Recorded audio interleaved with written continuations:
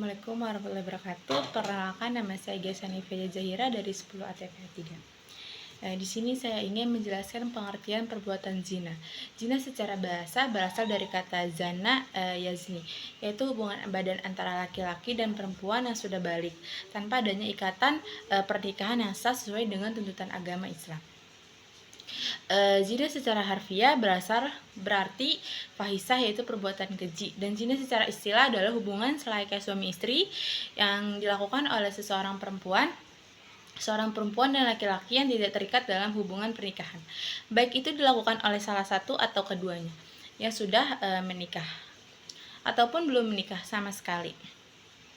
Menurut pasal 284 Kitab Undang-Undang Hukum Pidana KUHP, zina adalah hubungan badan yang dilakukan oleh seorang laki-laki dan perempuan yang bukan istri atau suaminya.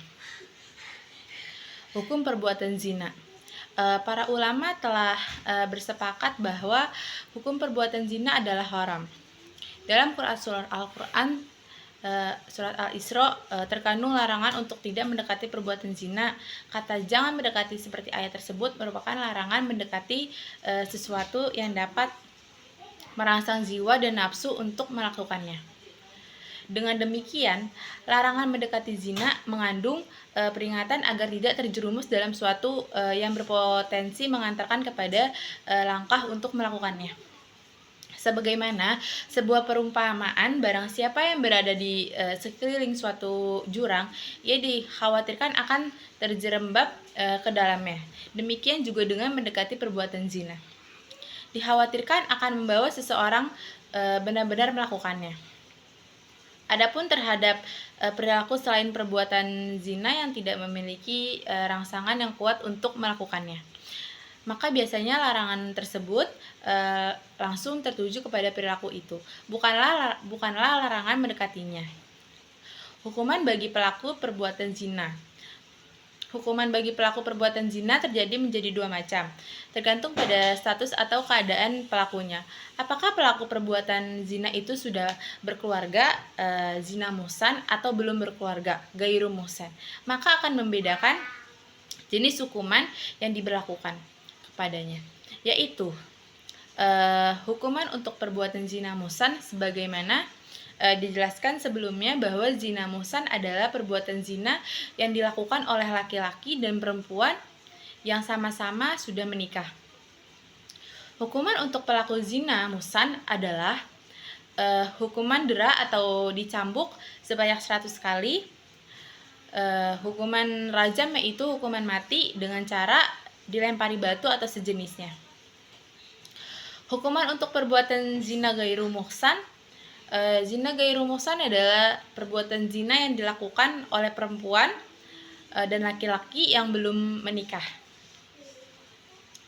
Adapun hukuman untuk pelaku zina ghairu muhsan adalah 1. Apabila pelaku zina ghairu muhsan adalah gadis dan perjaka, maka hukumannya adalah dera atau cambuk 100 kali dan diasingkan dari wilayah tempat tinggalnya. Apabila pelaku zina ghairu muhsan adalah janda dan duda, maka hukumannya adalah dera 100 kali dan hukum rajam hingga meninggal dunia.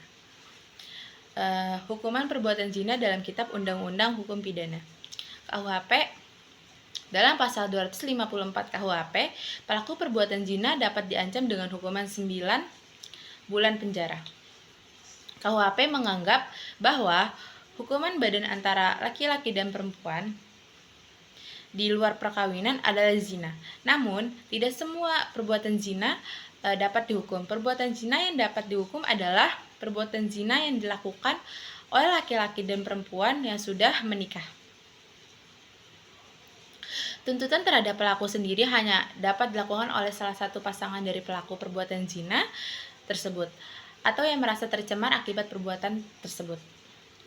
Sedangkan dalam ketentuan Islam, hukuman bagi para pelaku zina baru dapat diterapkan apabila memenuhi unsur-unsur perbuatan zina dengan beberapa kriteria berikut.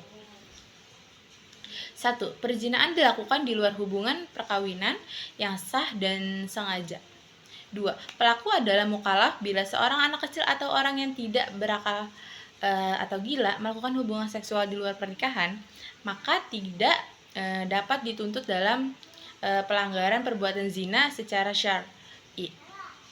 3. Dilakukan secara sadar tanpa paksaan. Artinya, kedua belah pihak saling menghendaki bukan karena paksaan, karena jika salah satu pihak merasa terpaksa, maka dia bukanlah pelaku melainkan korban. Dalam hal ini, pelaku tetap dikenakan hukuman had, sedangkan korban tidak dikenakan hukuman. 4. Terdapat bukti-bukti telah terjadi perzinaan. Setidaknya ada 3 alat untuk pembuktian pembuatan zina, yaitu 1. Saksi. Para ulama bersepakat bahwa zina tidak dapat dibuktikan kecuali adanya 4 orang saksi. Menurut Ijtima ulama, saksi dalam tindakan pidana zina haruslah berjumlah 4. Laki-laki beragama Islam, balik, berakal sehat, pun mampu mengingat, dapat berbicara, bisa melihat, dan adil. Apabila ada satu saksi perempuan, maka perempuan tersebut harus 2 orang sehingga dapat dikatakan saksi. Dengan kata lain, 1 orang saksi laki-laki dapat digantikan dengan 2 orang saksi perempuan. Dampak yang akan ditanggung di akhirat. 1. Mendapatkan murka Allah Subhanahu wa taala. Perbuatan zina merupakan suatu dosa besar sehingga para pelakunya akan mendapatkan murka dari Allah Subhanahu wa taala. Kelak di akhirat mendapatkan hisab yang buruk. Pada saat yaumul hisab, para pelaku zina akan menyesali perbuatannya, manakala kepada mereka akan diperlihatkan betapa besar dosa zina yang pernah mereka lakukan. Mendapat siksa yang pedih. Pelaku zina akan mendapatkan siksa yang berat dan pedih kelak di akhirat. Adapun akibat dari perbuatan zina antara lain adalah dilaknat oleh Allah Subhanahu wa taala dan Rasulnya, dijauhi atau dikucilkan oleh masyarakat di sekitarnya, garis keturunan nasab menjadi tidak jelas. Anak hasil perbuatan zina tidak dapat dinasabkan kepada garis keturunan ayah biologisnya. Anak hasil perbuatan zina tidak dapat menuntut warisan dari ayahnya. Yang terakhir, apabila anak hasil perbuatan zina berjenis kelamin perempuan, maka akan mendatangkan persoalan perwalian pada saat nanti ia menikah. Sekian dari saya. Wassalamualaikum warahmatullahi wabarakatuh.